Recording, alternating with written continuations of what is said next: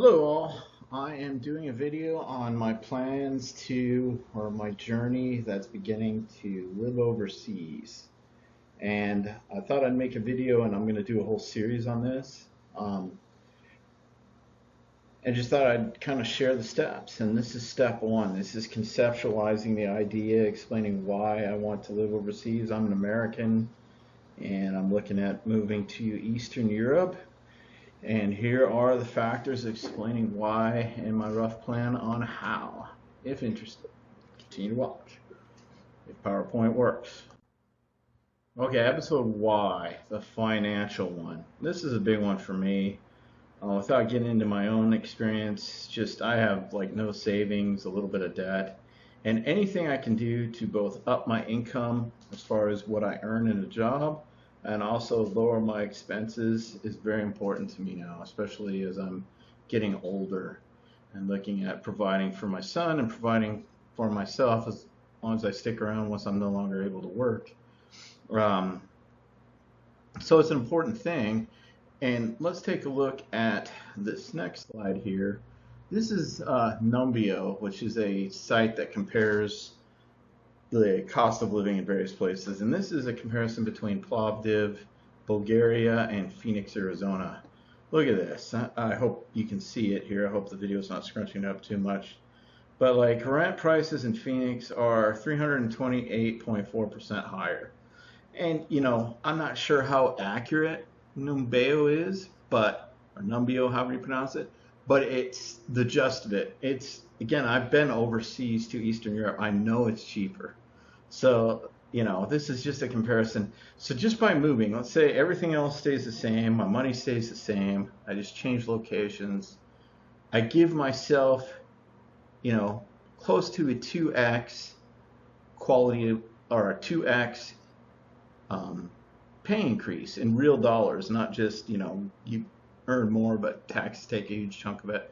This is actual spending ability and purchasing power. And then look at this. This is well, I don't have a slide for this, but the earned income tax. So Bulgaria has a 10% flat tax. So if I tax domicile in Bulgaria, and again, do your own research here, but I'm just a dude on the internet, take me for what I'm worth.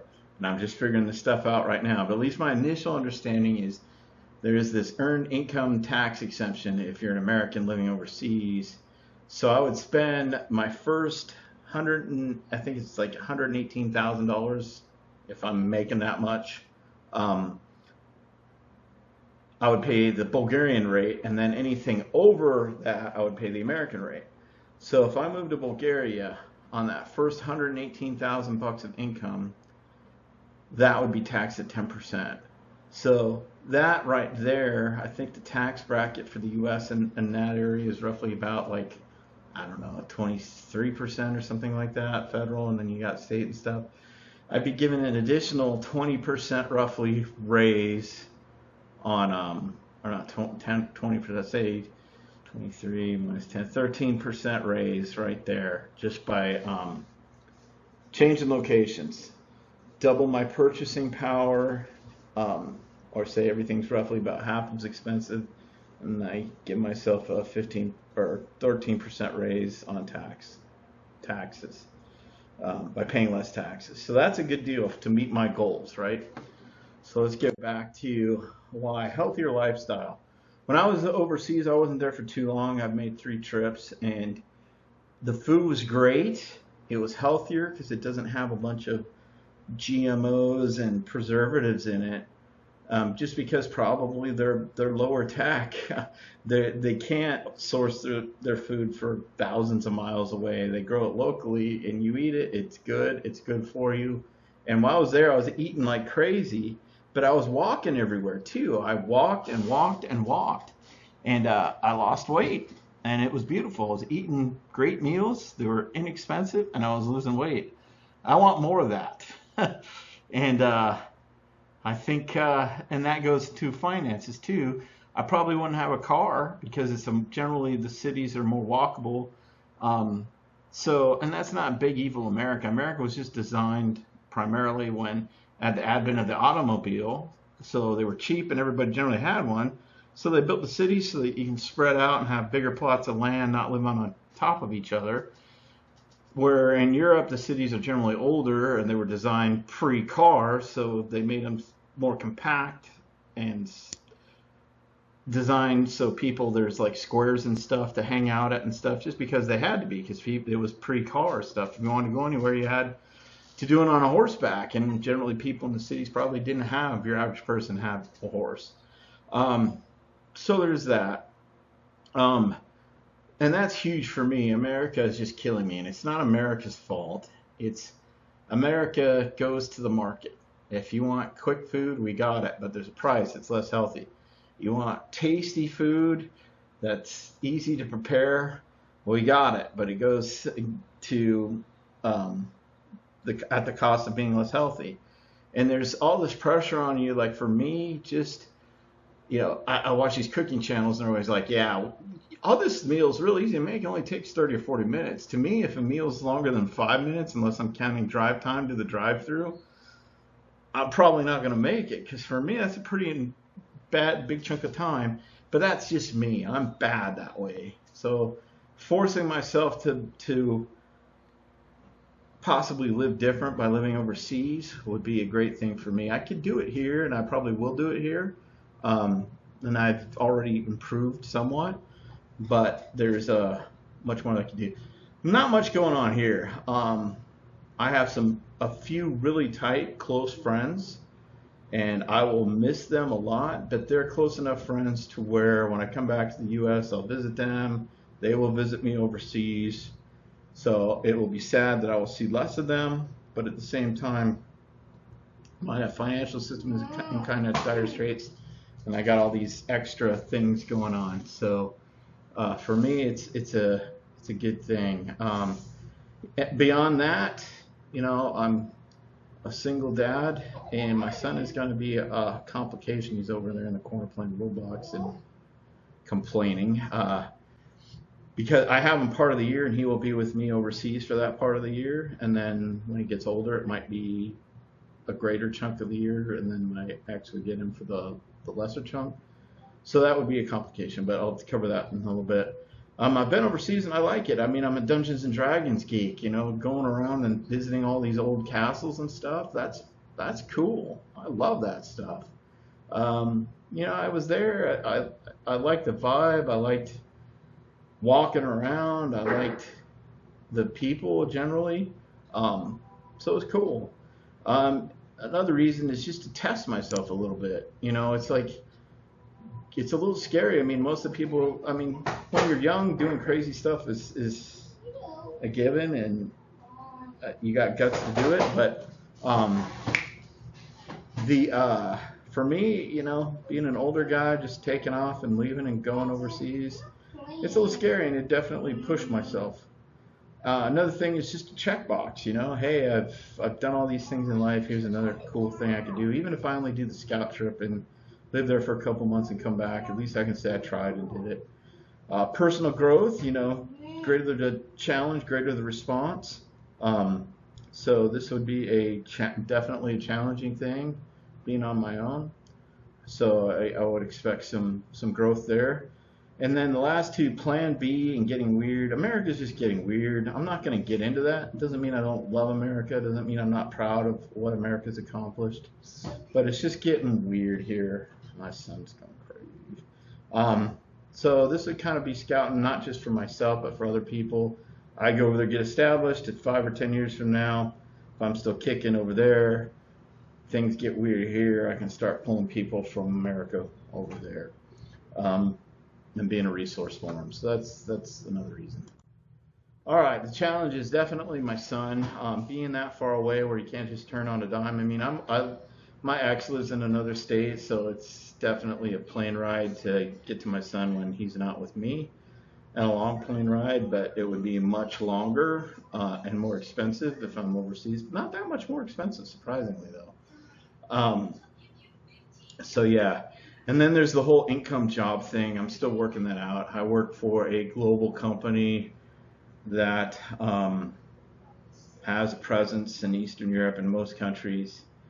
And I don't think, it's hit or miss if they're going to buy me living overseas. We'll see. And if it doesn't work out with them, there's other companies, and I've got some skills that are in demand, so I'll do what I have to do. Health insurance is big because I'm a little older and have some pre-existing conditions. Um, that's going to be a big thing. And I've already started researching health insurance, so I will share on future episodes if anyone's interested on what I find. Loneliness, hopefully I meet some cool people and get some friends and all that, but there will be a period of time where I'm sure I'm just on my own going like, what am I doing here? Then the other thing is the risk of catastrophe. I'm overseas, war breaks out, something in the country that I'm at goes crazy, another plague bursts through. But life's full of risk. Language barrier, that's going to be tough, but it's kind of cool now. I can, with Chat GPT 4.0 or Claude, I can take a picture, send the picture up, it'll translate what it is that I'm viewing. I have Google Maps, internet's pretty much everywhere. In some ways better over in Eastern Europe, which blew my mind. So I don't. It's kind of cool that we're living in an age where it's not as significant as a barrier as it once was. Away from friends and family, I talked about that already. Dog, leave no man behind, or no dog behind, no family member behind. When I go on my scouting trip, I probably will leave my dog with my ex. But for the longer period of time, I will bring my dog with me, and that's going to be complicated, but we'll get it done. He's sitting with me over here. And then there's also being productive at work. My work agrees, but I'm going to be in a different time zone. For me, it's like the ultimate coder time zone, where you start about 4 or 5, and then you work till about 2 or 3 in the morning, and then you go to sleep. You get up, you're not hurried, you chill, you get a coffee, eat, maybe go for some walks, do something, and then start work. I mean, that's like the best schedule ever, I think. But that's theoretical. I haven't done it yet, so maybe distractions or just isn't working out, and that would be a problem if I'm committing to staying somewhere for a year and then I don't have a job 3 months into it. All right, what are the common objections? What about family and friends? Kind of covered that. The friends that are tight will stick with me. The friends that aren't will be chaffed. Whatever. People are like, why would you ever leave America? Blah, blah, blah. It's like the same people who tell me that. It's like, well, then why did you move from Phoenix up to Flagstaff? It's the same with the second one. People are the same everywhere. It's like the real problem is you. You need to improve you. Granted, but there are differences in places too. Otherwise, you wouldn't have moved. Otherwise, why do you go to the grocery store X instead of grocery store Y? Your environment does matter. And for me, I think it would be, granted, people are the same thing. Granted, you leave your metaphorical demons come with you or whatever.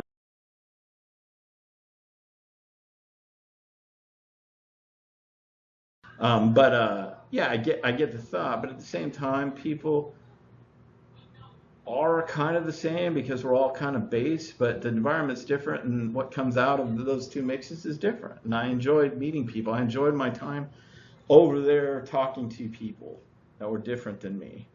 You are still you. That's what I just talked about. It's like, yeah, but at the same time, sometimes you go through experiences and they help grow you. So why shouldn't I try to go through an experience that helps me grow?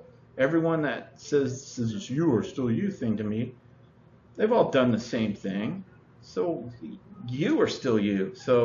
And you moved, you did all these things that you thought were in your best interest. Why can't I do that? What if something happens? You'll be trapped over there. Again, life's full of risk. You will be less free. Oh my gosh. Yes, America is home of the brave, land of the free. But our freedoms, there's this difference between freedom on paper and practical freedom. Like if I want to become a big personality on social media for a certain political cause, if I hit like an event horizon or get big enough, people are going to try to dox me. People are going to try to swat me. People, so you're free, but are you, there's limits to that. And plus, I'm not trying to do any of that stuff at this point in life. At this point in life, I just want to go somewhere where there's cool people, cheap food, less stress, and I can just live without all this noise or less noise. There's always going to be some noise, right? So, to these objections, swapped.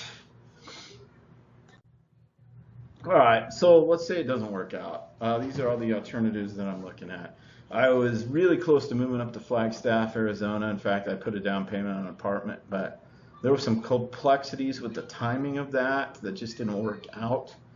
So I ended up losing my deposit and backing out, and I slap myself sometimes because I'm sitting down in the Phoenix metro area, and it's, I remember taking my son somewhere, and it was 117 degrees when I hopped in the car outside. So on the asphalt, it's probably like 125. So yeah, it's hot. I mean, Phoenix isn't a bad place. That's just one of the negatives. There's lots of positives. So, but anyway, I would have really enjoyed living up in northern Arizona and doing camping and being around the forest.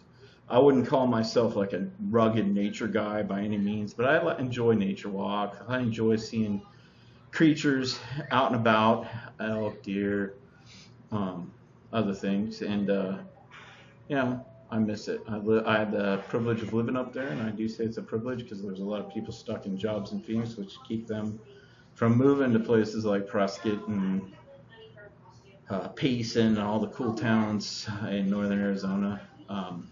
So it's kind of a bummer. I can move to the Midwest to be near my son. Midwest isn't bad. I'm glad I lived there for a period of time. I could save some money by moving there by going to a place that has the cheapest possible rent. And yeah, I could do that. I could move to Colorado, Idaho, Wyoming. At this point, if the scout trip is a disaster and I decide, nah, living overseas just isn't for me, that would probably be my preferred thing. And I might even combine it with living back in an RV. I lived in an RV for a while. Let me tell you, living in an RV, especially a bigger one, is cool when everything works. Except they're making RVs like crap, and if you're not very handy to be able to fix things, or you don't have money, or you don't have time, then it's not such a good idea. So it wouldn't be a great idea for me, but I did like it, so it's still a tempting option. All right, almost done here. Rough plan. So basically, I start training this weekend. I'm going to start going for walks because in Europe, I figure I'm going to be walking everywhere. Try to do like a 10-mile week or something like that. I start doing some lightweight lifting. I used to be, I'm a fat old guy now. In my youth, I used to lift weights, do martial arts and all that stuff. Now just going into a gym just makes me sick. I just hate it. But I can walk. So I'm going to start walking. I'm going to start doing, I've got some just dumbbells. I'll start doing basic stuff like that. I'll do push-ups and sit-ups. And if I can get kind of consistent on that, like I've had a couple sputter starts there. But I've got some things going on where it's kind of regardless of whether I go to Europe or not, I got to like address my lifestyle and get healthier. So that starts now. And then the rough plan is to go on a scouting trip to Eastern Europe, live there for, less than 90 days. I guess you can probably get away with it for 180 days. But, and again, I have to make sure it's cool with work, that I'm not breaking any laws, that there's no tax complications for me, telecommuting. From my current understanding, again, do your own research, is I should be okay for a short period of time. Longer period of times, it gets more complicated. So I deal with that in year 2, which would be 2025. Again, to get that federal income tax exclusion and to not pay a state income tax by not living in a state. Yes, you can leave the country, but in order to claim that, you can't come back for more than 30 days. So it would be, boom, I'm gone. I would come back to grab my son, come back maybe for Christmas, and then keep a couple weeks in reserve up until Christmas, in case my parents have an event or there's some reason where I gotta just drop everything and come back. And then assuming the scouting trip goes well, assuming I can pull it off work-wise and financially, I go in 2026 and go for a year and beyond. All right, so this is build up. I kind of talked about getting healthier starting now, minimalism. One thing about moving around a lot and living in an RV got me into the habit of just having the absolute minimal stuff that I need.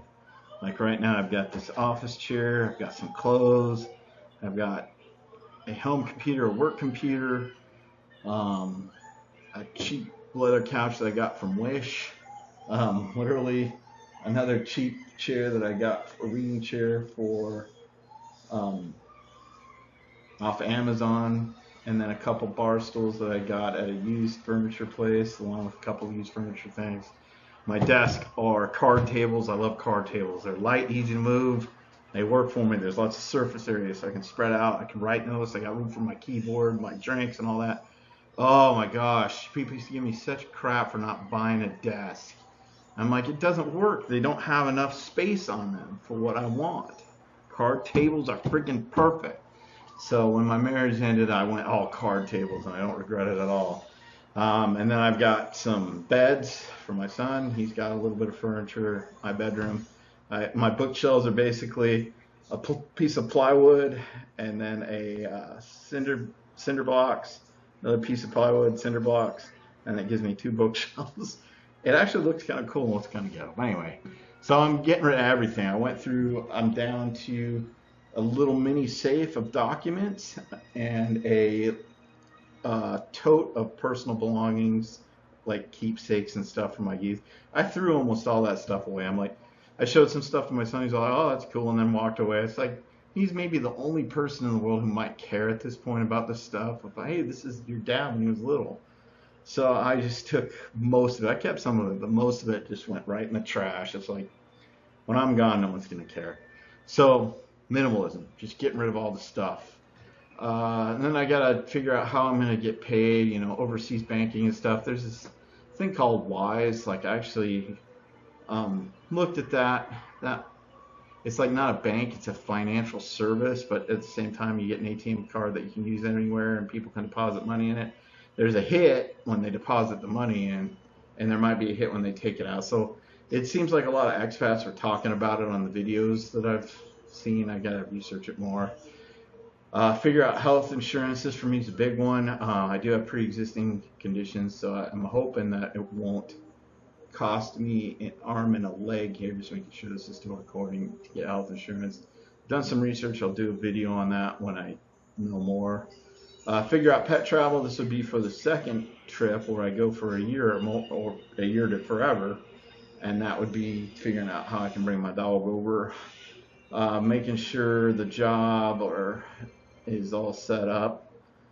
And then at the same time, usually when I get an idea, it's kind of like a bug up me, and that's what I'm focused on.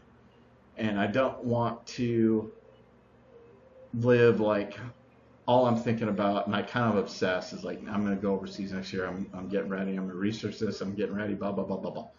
I want to like do that, but at the same time, I don't want to like neglect like I'm doing by making this video and not playing with my son.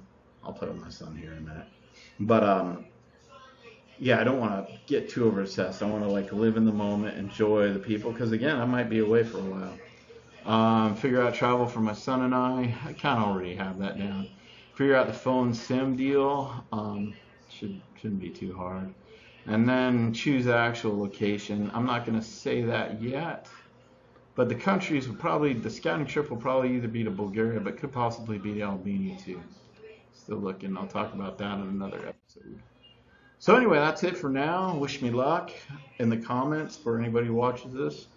I appreciate any feedback you can give me, any helpful tips, and not just for the stupid YouTube algorithm because I'm so small, I'm not monetized. I'm just legitimately interested in what you have to say.